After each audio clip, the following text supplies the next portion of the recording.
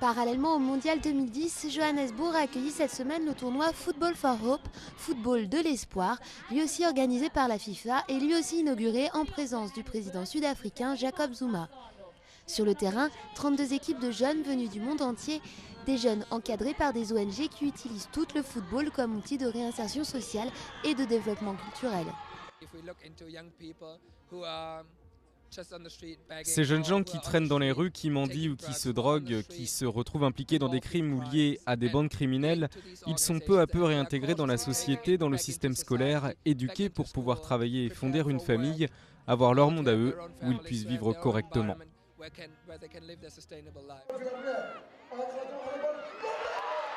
Dans cette Coupe du Monde de l'espoir où garçons et filles jouent ensemble, pas d'arbitre. Tous les litiges sur le terrain se règlent par le dialogue avant, pendant et après le match. Une manière de prouver à des jeunes confrontés très tôt à la délinquance qu'il y a d'autres moyens d'expression que la violence.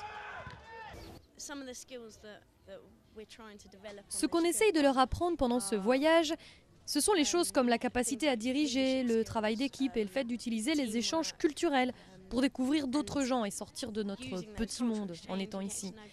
Des choses qu'ils vont ramener chez eux et qu'ils vont, espérons-le, commencer à mettre en pratique une fois à la maison. Se retrouver confrontés à d'autres jeunes qui ont eux aussi beaucoup de problèmes et disputer ce tournoi de l'espoir au milieu du township particulièrement pauvre d'Alexandra, de quoi changer le point de vue de certains adolescents sur leur propre vie.